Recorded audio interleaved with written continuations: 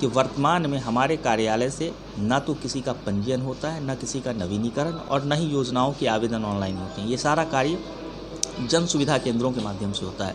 तो अगर दुर्भाग्यपूर्ण तरीके से किसी की मृत्यु हो गई तो मृत्यु होने के उपरांत हम सामान्य मृत्यु की दशा में 2 लाख रुपए और असामान्य मृत्यु दुर्घटनावश जिसमें FIR की कॉपी लगी हो और PM लगा हो तो हम लोग 5 लाख रुपए देते हैं। इसके अलावा अंत्येष्टि के लिए 25,000 रुपये। अभी 10वीं 11वीं 12वीं छात्र छात्रा ने उत्तीर्ण कर लिया हो और अगली कक्षा में प्रवेश ले लिया हो तो उत्तीर्णता का अंक पत्र और अगली कक्षा में प्रवेश करने का कोई प्रमाण पत्र लेके हमारे यहाँ कार्यालय में आवेदन नहीं होगा, वो आवेदन CSC से होगा। लेकिन उन्हें किसी भी तरह के फैसिलिटेशन की आवश्यकता होगी, कोई कन्फ्यूज़न होगा तो वो कार्यालय आके पता कर सकते हैं। ये है कि उसमें निर्बाध 5 साल कम से कम सेवा होनी चाहिए। अगर 5 साल से कम है तो ग्रेच्युटी पाने का हकदार नहीं है। आप क्या करने आए हैं विभाग में? मैं श्रमिक का रजिस्ट्रेशन कराने के लिए अपना। अच्छा, तो हो गया? जी हो गया। कितना फीस लगा? फीस नहीं लगा। अच्छा, फ्री हुआ। शादी का फाइल भरा था, यहाँ पर गायब हो गई है। शादी की फाइल गायब हो गई है? तो आप यहाँ के अधिकारी को बताएं हैं? हाँ बताए हैं अभी। इनको बताएं तो खुलवा रहे हैं। ये क्या बताएं? इनकी फाइल गायब हो गई तो इनको क्या बताएं? सर अब यही करेंगे सर हमारा ऐसा है ना सर कि जून में इनकी शादी हुई होगी, मई जून में। इन्होंने आवेदन किया है इस फाइनेंशियल ईयर में, ठीक है। अप्रैल में आवेदन इनका ऑनलाइन होगा तभी इसमें। अच्छा ठीक है, समझ। नमस्कार, मैं हूं रंजीत रार। आप लोग देखना शुरू कर दिए हैं जनगढ़ की आवाज़। अभी आप लोगों ने जनपद के जिस विभागीय उच्च अधिकारी को आप योजनाओं के बारे में बताते हुए सुने हैं और अभ्यर्थियों की समस्याओं का निपटारा करते हुए सुने हैं, वो हैं सहायक श्रम आयुक्त प्रभात कुमार सिंह जी। ये वही प्रभात कुमार सिंह हैं जिन्होंने श्रम विभाग में अमूलचूल सुधार करने का प्रयास किया है।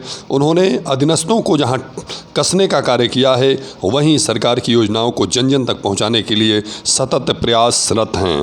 आप लोगों को बता दूं कि आप लोग यह जानकर आश्चर्यचकित होंगे कि श्रम विभाग क्या क्या करता है, जो आज तक ना आप लोगों ने जाना होगा ना ही सुना होगा।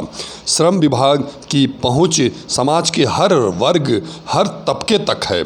श्रम विभाग न सिर्फ कर्मकारों एवं श्रमिकों का अहित करने वालों की नकेल कसता है, बल्कि वह अपने यहाँ पंजीकृत निर्माण श्रमिकों को विभिन्न योजनाओं से लाभान्वित भी कराता है। आइए जाने सहायक श्रम आयुक्त प्रभात कुमार सिंह से कि क्या है सरकार की योजनाएं। आप लोग देख रहे हैं कि यह श्रम विभाग के कार्यालय के मुख्य दरवाजे पर ये सारी व्यवस्थाएं लिखी गई हैं, कैसे उनको क्या करना है, जो सरकार के नियम हैं।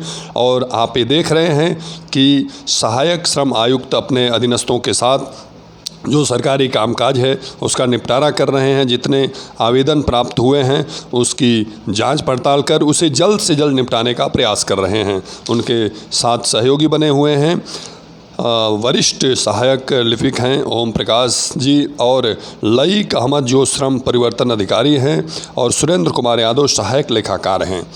ये सभी जो इनके अधीनस्थ हैं वो लोग भी बड़े ऊर्जावान हैं और जो विभागीय कार्य है जिसको जल्द से जल्द निपटा करके सरकार की योजनाओं को जनता तक पहुंचाने का सतत प्रयास कर रहे हैं। मृदुभाषी, मिलनसार, लेकिन सरकार की योजनाओं को जन जन तक पहुंचाने के लिए सख्त और सतत प्रयासरत सहायक श्रमायुक्त प्रभात कुमार सिंह एक बेहतर अधिकारी होने के साथ साथ एक बेहतर योजनाओं की प्रस्तुति कर लोगों को इसके प्रति जागरूक करने में भी सफल हैं। आप लोगों को बता दूं कि देखिए ये बात कर रहे हैं अब एक अभ्यर्थी से जो बताया जनगढ़ की आवाज़ पे कि उसकी जो बच्ची की शादी का आवेदन किया था वो लाभ के लिए, वो फाइल गायब हो गई। तो श्रम सहायक आयुक्त ने उन्हें संतुष्ट किया कि आप निश्चिंत रहिए और उन्हें सच से अवगत कराया कि आपने कब आवेदन किया था, क्यों ऐसी फाइल की स्थिति हुई। आप लोग बता दूं कि इस वीडियो को अंत तक जरूर देखिएगा। श्रम विभाग में क्या क्या योजनाएं हैं, किन्हें रहना चाहिए सावधान, किनके प्रति सख्त तेवर हैं श्रम विभाग के अधिकारियों का, तो ये सारी चीज़ें आपको जनगढ़ की आवाज़ पे सुनने, देखने और जानने को मिलेगा। आप लोग जनगढ़ की आवाज़ देखते रहिए। हर विभाग में क्या सरकार की योजनाएँ हैं और कितने समस्याओं का निपटारा हुआ। अब आप लोग सुने प्रभात कुमार सिंह को विस्तार से। ये आपके विभाग में क्या क्या जो है शासन के निर्देश के अनुसार जनहित के कार्य? देखिए, जो श्रम विभाग का जो मूल कार्य रहा था पहले, वो थोड़ा नकारात्मक प्रकृति का था कि हम किसी भी शॉप में, प्रतिष्ठान में, कारखानों में अगर किसी तरह की शिकायत आती थी तो जाते थे। मुख्य काम ये था, जो हमारे जितने भी पंजीकृत दुकान है या जहाँ कहीं भी कोई कर्मकार काम कर रहा है। लेकिन अब समय के साथ जो प्रकृति है विभाग की वो बदली है। अब हम लोग बहुत हद तक वेलफेयर डिपार्टमेंट के रूप में भी जाने लगे हैं, क्योंकि हमारे यहाँ जो पंजीकृत निर्माण श्रमिक होते हैं, जो किसी कंस्ट्रक्शन साइट पे किसी भी तरह का कार्य करते हैं, उनका पंजीकरण होता है।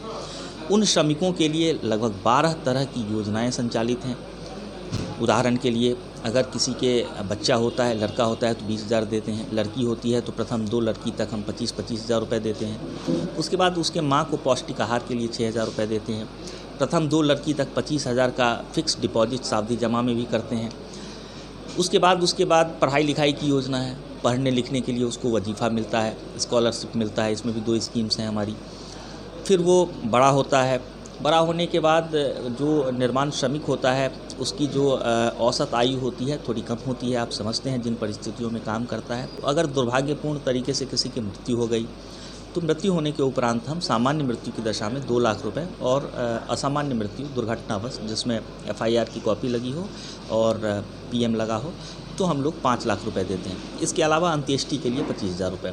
तो इस तरह की कई स्कीम्स हैं हमारे यहाँ। जैसे 9वीं 10वीं 11वीं 12वीं पास करने वाले जो छात्र छात्राएँ हैं, आपके माध्यम से मैं अपील भी करना चाहूँगा पूरे जनपद मऊ में कि जो 9वीं 10वीं 11वीं 12वीं छात्र छात्रा ने उत्तीर्ण कर लिया हो और अगली कक्षा में प्रवेश ले लिया हो, तो उत्तीर्णता का अंक पत्र और अगली कक्षा में प्रवेश करने का कोई प्रमाण पत्र लेके हमारे यहाँ कार्यालय में आवेदन नहीं होगा, वो आवेदन CSC से होगा। लेकिन उन्हें किसी भी तरह के फैसिलिटेशन की आवश्यकता होगी, कोई कन्फ्यूज़न होगा तो वो कार्यालय आके पता कर सकते हैं। तो मेन जो हमारा काम है ये वेलफेयर का काम हो गया है। इसमें एक चीज़ और मैं आपके माध्यम से अपील करना चाहूँगा कि वर्तमान में हमारे कार्यालय से ना तो किसी का पंजीयन होता है, ना किसी का नवीनीकरण और न ही योजनाओं के आवेदन ऑनलाइन होते हैं। ये सारा कार्य जन सुविधा केंद्रों के माध्यम से होता है। तो वो अपने नज़दीकी जन सुविधा केंद्रों के पास जाएं, वहाँ अपने आवेदन करें, पंजीयन कराएं। अगर पंजीयन उनका 1 साल हो गया है तो उसको वो रिन्यू करा लें, जिससे उनकी पात्रता बनी रहे और उनको लाभ मिलता रहे। इसके अलावा समय समय पे हमारे चाइल्ड लेबर के स्पेशल ड्राइव्स चलते रहते हैं, विशेष अभियान। अभी हमने जो पिछला अभियान चला था उसमें 7 बच्चों को चिन्हित किया था। इसमें ऐसा करना होता है कि अगर 14 से ऊपर का है और 18 से कम का है तो हम उसको कार्यस्थल से पृथक नहीं करते हैं, लेकिन सेवा योजक को, एम्प्लॉयर को एक नोटिस देते हैं, उसको जवाब देने का मौका देते हैं। अगर उसका जवाब संतोषजनक नहीं पाया जाता है तो हम चीफ जुडिशियल मजिस्ट्रेट जो होते हैं CJM, उनके यहाँ केस परिवार दायर कर देते हैं। तो हम लोगों ने 7 को चिन्हित किया था। इसके अलावा जो अन्य चीज़ें हैं, किसी की सैलरी नहीं मिली है, किसी की ग्रेच्युटी नहीं मिली है, तो वो हमारे यहाँ अपने अधिकृत प्रतिनिधि के माध्यम से या खुद भी श्रमिक वाद दायर कर सकता है। जो ग्रेच्युटी का अधिनियम है कि साल में अगर उसने 5 वर्ष की सेवा किसी कार्यस्थल पर पूर्ण कर ली है तो वो ग्रेच्युटी का हकदार हो जाता है। तो वो हमारे यहाँ निर्बाध 5 साल कम से कम सेवा होनी चाहिए। अगर 5 साल से कम है तो ग्रेच्युटी पाने का हकदार नहीं है। इसमें चेंज का भी प्राविधान चल रहा है, लेकिन वो अभी हुआ नहीं है। 5 साल से कम सेवा हो उसको भी ग्रेच्युटी मिले। मोटा मोटी इसमें जो वो लास्ट सैलरी ड्रॉ करता है उसके हिसाब से 1 वर्ष में 15 दिन की ग्रेच्युटी दी जाती है। ग्रेच्युटी का मतलब होता है कि उसने किसी एम्प्लॉयर के यहाँ जो अपना महत्वपूर्ण समय दिया और कार्य किया, उसके बदले उसको एक पुरस्कार के रूप में, और ये उसका कानूनी अधिकार है किसी भी कर्मकार का। इसी तरह जो मिनिमम वेज एक्ट है कि मिनिमम वेज अगर कोई हेल्पर श्रेणी का भी है तो 9500 कुछ रुपए है, उससे कम नहीं दे सकता है। इसके अलावा अगर कोई मासिक बेसिस पे काम कर रहा है किसी भी तरह की जगह पे, तो पेमेंट ऑफ वेज एक्ट कहता है, वेतन संदाय अधिनियम, कि उसको अगले महीने की 7 तारीख तक वेतन मिल जाना चाहिए और वो मिनिमम वेज के हिसाब से मिलना चाहिए। कई बार ऐसा देखा जाता है कि उनको वेतन नहीं मिलता है तो हमारे यहाँ शिकायत करते हैं, फिर हम उसकी जांच करते हैं और जो आवश्यक कार्रवाई है उस पर आगे बढ़ाते हैं उसको। और जो छोटे बच्चे लोग दुकानों पे काम करते हैं, मिठाई दुकानों में, होटल में, कपड़े की दुकानों पे, तमाम जगहों पर ऐसे संस्थानों पे, उनके लिए क्या आपका निर्देश है और क्या कार्रवाई होती है? देखिए, मैंने जैसा बताया आपको कि ज़्यादातर जो मऊ में भी कामकाजी बच्चे हैं, अगर हम घरेलू उद्योग को छोड़ दें तो वो 14 से ऊपर के ही होते हैं। तो हम जब वहाँ जाते हैं, चेक करते हैं, तो एक इंस्पेक्शन नोट, निरीक्षण टिप्पणी हमारे जो श्रम प्रवर्तन अधिकारी हैं वो जारी करते हैं। उसके बाद उसको अपना पक्ष रखने का हमेशा जो प्राकृतिक न्याय का सिद्धांत है वो कहता है कि हर व्यक्ति को अपना पक्ष रखने का मौका मिलना चाहिए। वो जवाब देते हैं, हम जवाब से नहीं संतुष्ट हैं तो हम उसको फिर CGM के यहाँ परिवाद दायर करते हैं। इसके साथ साथ 14 से अगर कम उम्र के बच्चे हैं तो हम उसको अविलंब कार्यस्थल से पृथक करते हुए उसको जो CWC एक कमेटी होती है, चाइल्ड वेलफेयर कमेटी हर ज़िले में, वहाँ प्रस्तुत करते हैं। उनके निर्देशानुसार फिर CMS के यहाँ जाके उसका मेडिकल परीक्षण कराते हैं। उसके बाद CWC उसकी काउंसलिंग करती है। अगर उसके अभिभावक आ जाते हैं तो उनको हैंडओवर सुपुर्द कर देती है, और अगर नहीं आते हैं तो जो शेल्टर होम है बच्चों के, वहाँ उनको भेजा जाता है। इसके अलावा जो ऐसे बच्चे हैं उनके शैक्षिक पुनर्वासन और आर्थिक पुनर्वासन की बात है तो हम लोग इसमें जो बेसिक शिक्षा अधिकारी होते हैं, चाहे DIOS हैं, उनको चिट्ठी लिखते हैं, और जो आर्थिक पुनर्वासन है उसके लिए मुख्य विकास अधिकारी को हमारी तरफ से पत्र जाता है। इसके अलावा जो मैं इसमें प्रयास कर रहा हूँ वो ये कर रहा हूँ कि अगर ज़्यादातर बच्चे ऐसे हैं जिनके माता पिता या परिवार में कोई व्यक्ति ऐसे होंगे जो हमारे यहाँ निर्माण श्रमिक के रूप में पंजीकृत होंगे, अगर नहीं होंगे, उनको जानकारी नहीं है, तो उनको ट्रेस करके उनका पात्र हैं तो पंजीकरण करा के, और जिस योजना के तहत उनकी पात्रता होगी उससे उनको लाभ देने का प्रयास करें। अच्छा, ये अब तक आपके कार्यकाल में कितने लोगों पे कार्रवाई हुई है? अब तक कितने, किस संबंध में? जांच, निरीक्षण और चेकिंग कितना लगा? अब देखिए, ये संख्या तो मैं नहीं बता सकता, लेकिन जो निरीक्षण की कार्रवाई होती है, हमारे यहाँ निरीक्षण एक तकनीकी शब्द है।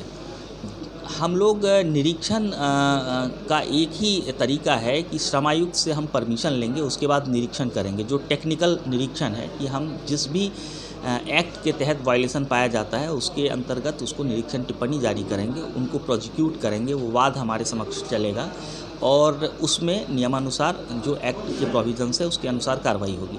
इसके अलावा दूसरा होता है कि हम सामान्य शिकायतों पे एक जांच करते हैं, जिसको आप मोटा मोटी समझ लीजिए वो सर्वेक्षण है। निरीक्षण के लिए हम लोग इस तरह की सूची बना रहे हैं जिनका बहुत वर्षों से निरीक्षण नहीं हुआ है। अभी वर्तमान में कुछ दिन पहले ही एक पत्र आया था श्रमायुक्त महोदया की तरफ से कि ऐसे प्रतिष्ठानों की सूची भेजी जाए जिनका निरीक्षण करना वहाँ के सहायक श्रमायुक्त को या उप श्रमायुक्त को आवश्यक लगे, उनकी परमिशन प्राप्त कर ली जाए। कौन कौन से जगहों का आप लोग निरीक्षण करने के लिए मतलब अभी वो सूची नहीं बनी है। मैंने अपने चूँकि क्षेत्र के हमारे जो अधिकारी होते हैं वो श्रम प्रवर्तन अधिकारी होते हैं, श्रम प्रवर्तन अधिकारी अभी नए आए हैं यहाँ गाजीपुर से, तो मैंने उनको पत्र दिया है और वो इस तरह की सूची बना के जल्द ही 1-2-3 दिन में हमारे समक्ष प्रस्तुत करेंगे। उसको हम अस्पताल भी आते हैं आप लोगों के लिए? हमारे यहाँ जहाँ भी कोई व्यक्ति काम कर रहा है वो हमारे दायरे में है।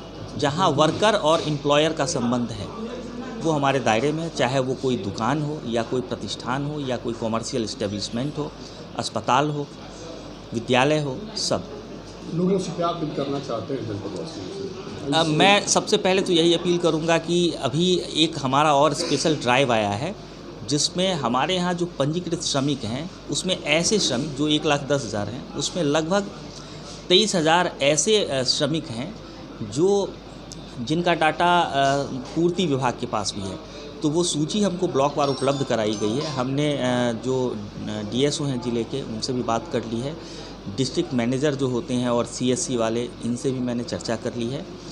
इनका आयुष्मान कार्ड बनना है। अगर इनका आयुष्मान कार्ड बन जाएगा, आपके माध्यम से लोगों के पास पहुंचेगा, सब लोग अपने नज़दीकी जनसेवा केंद्रों पे, और बहुत संभव है कि जो कोटेदार के यहाँ राशन लेने जाते हैं वहाँ भी हमारा एक CSC या VLE बैठा रहेगा।